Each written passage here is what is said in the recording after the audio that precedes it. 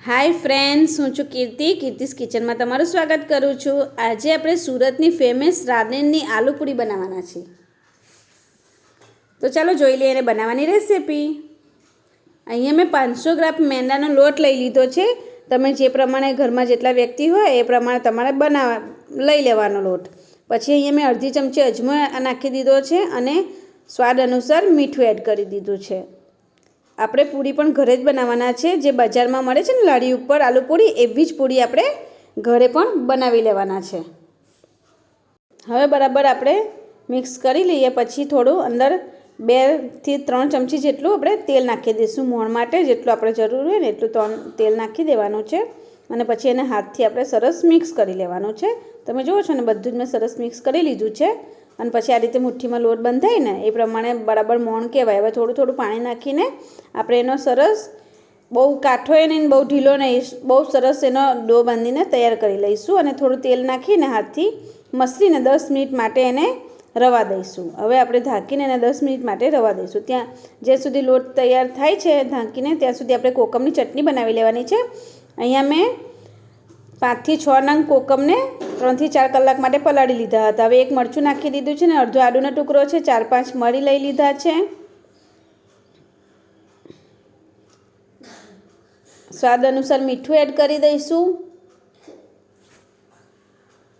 અને અડધી ચમચી મેં શેકેલા જીરાનો પાવડર લઈ લીધો છે। બહુ જ સરસ ચટણી બનીને તૈયાર થઈ જશે। અને આપણે 1 વાટકીથી બી ઓછી આપણે ગોળ લઈ લીધો છે અહીંયા। અને કોકમને તમારે ચટણીને ફટાફટ બનાવવું હોય ને તો તમારે ગરમ પાણીમાં તમે કોકમને કલાક પહેલાં પલાળશો ને તો ફટાફટ ઇન્સ્ટન્ટ પણ બનીને તૈયાર થઈ જશે। પણ મેં અહીંયા 4 થી 5 કલાક માટે પલાળી લીધી છે। તમે જુઓ છો ને કેટલી સરસ આપણી કોકમની ચટણી 2 જ મિનિટમાં બનીને તૈયાર થઈ ગઈ છે। આ રીતે તમે ઘરે બનાવશો ને બહુ જ સરસ ટેસ્ટી અને લાડી પર જે સ્વાદ આવે છે ને એ જ સ્વાદ તમને અહીંયા મળવાનો છે। તો તમે એકવાર જરૂર ટ્રાય કરજો। આ રીતે ચટણી બની જાય પછી આપણે એને એક બાઉલમાં તમે જે કોઈ પણ વાસણમાં કાઢી લેવાની છે। પછી આપણે અહીંયા બટેકાને અને સૂકા વટાણા મેં 8 થી 10 કલાક માટે પલાળીને રવા દીધા હતા। એને આપણે હળદર અને મીઠું નાખીને બાફી લીધા છે। તમે જો છો કેટલા સરસ બફાઈ ગયા છે। હવે આપણે એક પેન રાખી દઈશું, એમાં તેલ નાખી દઈશું 2 થી 3 ચમચી અને અડધી ચમચી મેં અહીંયા જીરું એડ કરી દીધું છે। જીરું તતરી જાય એટલે અડધી ચમચી જેટલી મેં અહીંયા હિંગ નાખી દીધી છે અને આદુ અને મરચાંની પેસ્ટ આપણે અહીંયા એડ કરી દેવાની છે। આપણે લસણનો ઉપયોગ નથી કર્યો અહીંયા, ખાલી આદુ અને મરચાંની પેસ્ટ આપણે અહીંયા 2 ચમચી જેટલી તીખાશ માટે લઈ લીધી છે। હવે એને સરસ સાતરી લેવાની છે। આપણે ધીમો જ ગેસની ફ્લેમ એકદમ ધીમી રાખીશું એટલે મસાલો બળી ના જાય અને મસાલા સરસ આપણા શેકાઈ જાય ને એટલે એની અંદર જ આપણે અડધી ચમચી હળદર પાવડર, અડધી ચમચી ધાણા પાવડર, અડધી ચમચી લાલ મરચું પાવડર અને થોડોક મેં અહીંયા ચાટ મસાલો અને સંચર પાવડર પણ અડધી ચમચી લઈ લીધો છે। આ બધી જ વસ્તુને આપણે બરાબર મિક્સ કરી લેવાની છે અને ધીમા ગેસે જ સાતરીશું। પછી જે આપણે વટાણા અને બટેકા હતા ને બાફેલા એને પણ આપણે અંદર એડ કરી દેવાનો છે એટલે સરસ મજાનો આપણે છે ને આલુ પૂરીનો રગડો બનીને તૈયાર થઈ જશે। આ રગડો તમને ઘણી બધી વસ્તુમાં ઉપયોગમાં આવશે। તમે પાણીપુરીમાં પણ ઉપયોગ કરી શકો છો, સમોસા છે। હવે આપણે ટેસ્ટ અનુસાર અંદર મીઠું એડ કરી દઈશું અને પછી બધા જ રગડાને મેસરની મદદથી આપણે આ રીતે મેશ કરી લઈશું અને થોડું પાણી નાખીને થોડું સરખું જ પાણી આપણે એડ કરવાનું છે એટલે એને આપણે છે ને ધીમા ગેસે થવા દેવાનો છે એટલે બરાબર એ મસાલો મિક્સ થઈ જાય। હવે 1 વાટકી જેટલા મેં કોથમીરના પાન એડ કરી દીધા છે, એને પણ ઢાંકીને આપણે થોડીવાર થવા દેવાના છે। હવે આપણે જે લોટને 10-15 મિનિટ થઈ ગઈ છે તો આપણે એની સરસ મજાની પૂરીઓ બનાવી લેવાની છે। આ રીતે મોટો ડો લઈને મોટો રોટલો જ વણી લેવાનો છે આપણે। તમે જુઓ છો ને આ રીતે સરસ મજાનો ના જાડોના પાત્રો મીડિયમ સાઇઝનો આપણે છે ને સરસ મજાનો મોટો રોટલો પાટલી જેટલો બનાવી લઈશું એટલે આની અંદરથી આપણે ઘણી બધી પૂરી બનાવીને તૈયાર કરી લઈશું। તમે જો છો ને કેટલો સરસ, એકદમ બહુ જાડોય નહીં બહુ પાતળોય નહીં। હવે આપણે આવી રીતે કોઈ પણ વાટકી કે કોઈ પણ ગ્લાસ તમારે ત્યાં હોય, ઢાંકણું હોય તો સેટ કરી લેવાનું પૂરીની સાઇઝનું। આપણે આલુ પૂરીની પૂરી નાની જ હોય છે એટલે આ રીતે હું 8 થી 10 નંગ જેટલી પૂરી આની અંદરથી બનાવીને તૈયાર કરી લઈશ। તમે નાના નાના ગુલ્લા બનાવીને પણ બનાવી શકો છો પણ એમાં થોડી વધારે મહેનત લાગે એટલે તમે આ રીતે બનાવશો ને તો તમારે એકી સાથે 8 થી 10 નંગ પૂરી એક જ મિનિટમાં બનીને તૈયાર થઈ જવાની છે। તમે જુઓ છો ને કેટલી બધી પૂરી બનીને તૈયાર થઈ ગઈ છે મારી।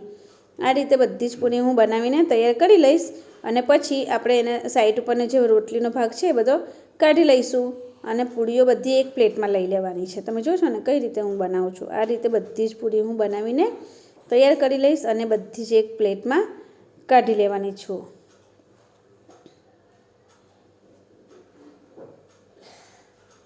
એકવાર જરૂર ટ્રાય કરજો. તમને બજારમાં જે મળે ને લાડી ઉપર અને સુરતમાં તો બહુ જ સરસ આલુપૂરી મળે છે.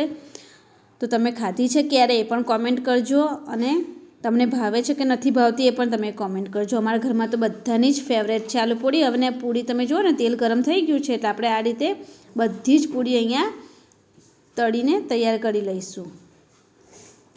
આ રીતે આપણે ધીરે ધીરે એક એક બબે પૂરી નાખતા જઈશું અને બધી પૂરી બનાવીને તૈયાર કરી લઈશું. તમે જુઓ છો ને મેં બધી જ પૂરી અહીંયા સરસ મજાની તળી લીધી છે અને આ પૂરી છે ને બહુ નથી તળાવા દેવાની, ફટાફટ જ તળીને કાઢી લેવાની છે. અને હવે તમે જુઓ છો કે જે લાડી પર પૂરી હોય છે એ પૂરી કઈ રીતે બને છે હું તમને અત્યારે બનાવીને બતાવી દઉં છું. જો આ રીતે આપણે છે ને ગોઠવી દેવાની છે બધી. પછી એના ઉપર કોઈપણ વજનવાળું ઢાંકણ મૂકીને કોઈપણ વજનવાળું વસ્તુ આપણે સેટ કરી લઈશું. તમે જોશો ને કઈ રીતે હું કરું છું પ્રોસેસ એ રીતે તમારે કરવાની. આ રીતે ઢાંકણું મૂકીને જે ખાયણી છે ને વજનવાળી હોય છે એટલે આ રીતે મૂકીને મેં સાઈડ પર રવા દીધી છે. હવે આપણે આલુપૂરીની પૂરી રેડી છે, રગડો પણ રેડી છે, ચટણી રેડી છે. તો આપણે આપણી પૂરી બનાવીને તૈયાર કરી લીધી, આલુપૂરી બનાવીને તૈયાર કરી લઈએ. તો એના ઉપર પહેલાં આપણે રગડો મૂકી દેવાનો છે. આ રીતે બધી જ પૂરી ઉપર થોડો થોડો રગડો મૂકી દઈશું. રગડો મૂકાઈ જાય ને પછી આપણે જે કોકમની ચટણી બનાવી છે સરસ એ પણ આપણે ગ્રીન ચટણી મેં અહીંયા તીખી સ્પાઇસી ગ્રીન ચટણી બનાવવાની છે અને થોડી માપની જ મૂકીશું. એટલે સ્પાઇસી હોય છે ને એટલે એનાથી બહુ જ સરસ ટેસ્ટ આવે છે. એટલે આ રીતે થોડી થોડી ચટણી આપણે મૂકી લેવાની છે. ગ્રીન ચટણીની લિંક હું તમને ડિસ્ક્રિપ્શનમાં આપી દઈશ તો તમે ચેક કરી લેજો. અને જો આ રીતે કોકમની ચટણી પણ આપણે થોડી થોડી મૂકી દેવાની છે. ફ્રેન્ડ્સ એટલી ટેસ્ટી બનીને તૈયાર થાય છે ને તમને જોતાં જ પાણી આવી જશે. અને અમને તો બધાને બહુ જ ભાવે છે અને ઘરમાં બધાની જ ફેવરેટ છે. તો તમે એકવાર જરૂર ટ્રાય કરજો. આ રીતે પાપડી આવે છે ને સેવવાળી પાપડી, આ રાંદેરમાં છે ને આ રીતે જ આલુપૂરી બનાવે છે સેવ પાપડીવાળી.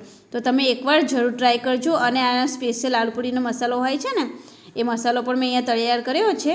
તમે જુઓ છો ને ખાલી શેકેલા ધાણા, જીરું અને ચાટ મસાલો મિક્સ કરીને ચા એક પાવડર બની જાય છે. એ પાવડરનો મસાલો પણ હું આપણે સ્પ્રિંકલ કરીશ એના ઉપર અને થોડી ડુંગળી આ રીતે સ્લાઈસ નાખી દેવાની છે. તમે જુઓ છો ને આ રીતે તમે આલુપૂરી ખાઈ શકો છો. અને તમારે ચીઝ આલુપૂરી ખાવી હોય ને તો હું અહીંયા તમને જોઈ બતાવી દઉં છું કે આપણે ચીઝ નાખીશું ને એટલે આપણી ચીઝ આલુપૂરી તૈયાર થઈ જશે ઘરે જ. તો તમે એકવાર જરૂર ટ્રાય કરજો. બહુ જ સરસ તમને એટલી ભાવશે ને ઘરમાં નાના મોટા બધાને જ બહુ ભાવશે અને બધા જ તમારા વખાણ કરશે. જોતાં જ ખાવાનું મન થઈ જાય એવી બની છે ને. જો છો ને ફ્રેન્ડ્સ બહુ જ સરસ છે. તો હું એક ખાઈને પણ બતાવી દઈશ આજે કે કેવી ટેસ્ટી અને યમ્મી બની છે.